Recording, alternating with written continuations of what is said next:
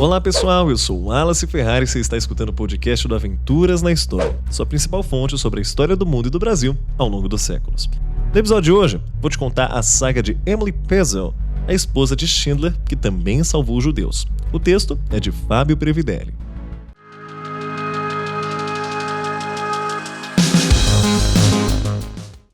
Segundo o ditado, por trás de um grande homem existe sempre uma grande mulher. Hoje, a gente vai contar uma história relacionada à esposa de Oskar Schindler, Emily Schindler, que foi eternizada na obra de Steven Spielberg. Quem assistiu A Lista de Schindler ganhou o Oscar, uma grande obra. Entretanto, o alemão que salvou centenas de judeus durante o Holocausto ao empregá-los em sua fábrica de utensílios de cozinha na Polônia, teve Emily como um pilar fundamental nessa história. Antes de continuar ela, ouça um breve recadinho que eu tenho para te dar. Você sabe como Dom Pedro chegou a São Paulo? Qual foi o trajeto, por quais estradas e cidades ele passou? O que havia de mais interessante? No livro As Margens do Ipiranga, Rodrigo Trespac nos leva através do tempo, voltando 200 anos e narrando uma parte apagada da história do imperador português. À venda nas melhores livrarias.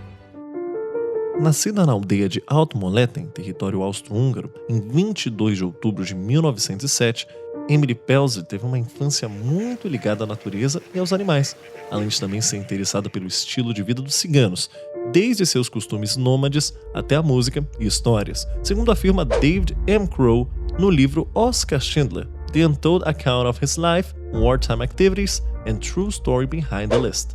Em 1928, Pesel conheceu Oskar Schindler quando ele visitou sua cidade para vender motores elétricos para o seu pai.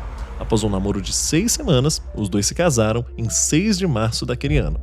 No livro Emily Schindler, A Unsung Heroine, ela relatou a Louis Bülow, abre aspas, apesar de seus defeitos, Oskar tinha um grande coração e estava sempre pronto para ajudar quem precisava.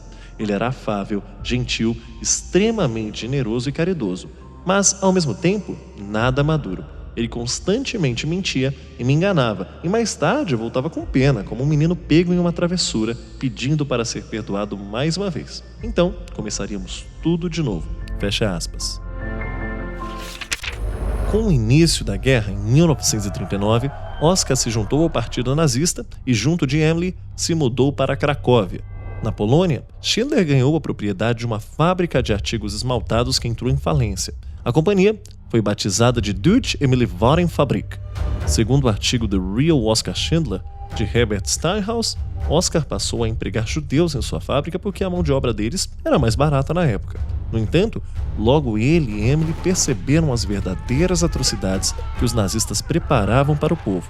Em primeiro momento, Schindler passou a salvá-los, subornando guardas da SS. Posteriormente, ele passou a listar seus funcionários judeus como operários essenciais de sua fábrica. Daí, o nome do filme. Ao todo, mais de 1.200 judeus foram salvos dos campos de extermínio por conta da lista de Schindler. Em maio de 1945, quando os soviéticos ocuparam a região, os Schindler deixaram os judeus na fábrica e se esconderam, com medo de sofrerem alguma represália pelo fato de Oskar ter laços passados com o partido nazista. Com isso, Emily e Oskar se mudaram para a América do Sul, mais precisamente para a capital argentina, Buenos Aires, em 1949. Neste ponto, o casal já havia gasto todo seu dinheiro ajudando a salvar os judeus, conforme aponta a matéria da Folha de São Paulo. Segundo Crowe, eles se estabeleceram na Argentina como agricultores e recebiam o apoio financeiro de uma organização judaica. Em 1959, o falido Oskar Schindler decidiu abandonar sua esposa e voltou para a Alemanha.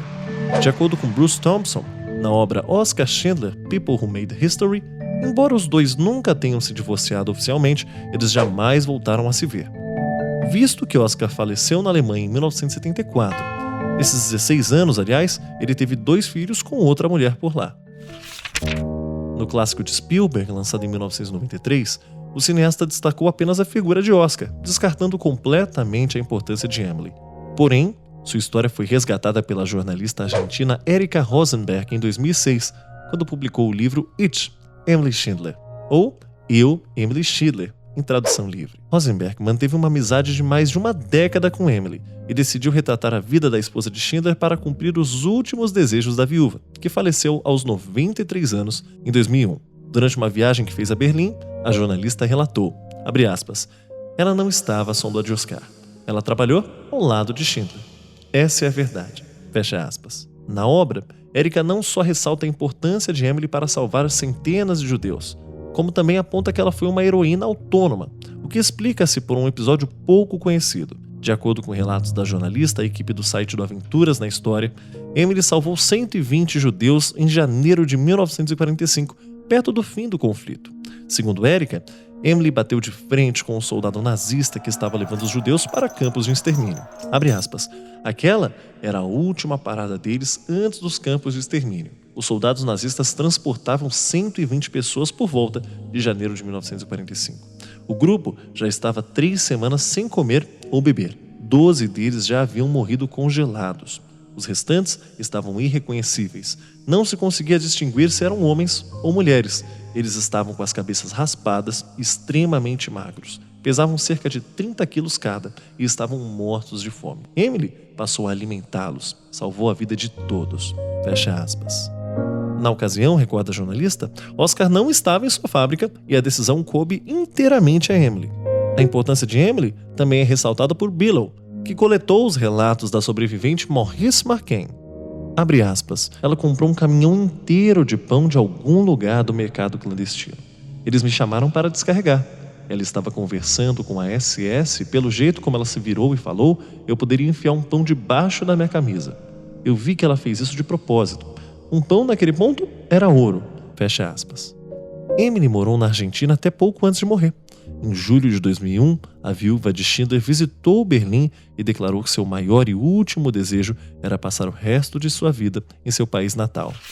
Na noite de 5 de outubro, semanas antes de completar 94 anos, ela faleceu no hospital Marquis Orderland, em Strasbourg, vítima de um derrame. Em sua lápide, no cemitério de Waldkraiburg, a cerca de 1 hora de distância de Munique, foi eternizada a frase, escrita em alemão, abre aspas, quem salva uma vida, salva o mundo inteiro. Fecha aspas. Pessoal, o podcast do Aventuras na História vai ficando por aqui, mas antes, não deixe de nos acompanhar em nossas redes sociais oficiais que estão na descrição desse episódio e ficar por dentro dos próximos. Toda semana tem um novo com assunto inédito. Muito obrigado pela atenção e até a próxima.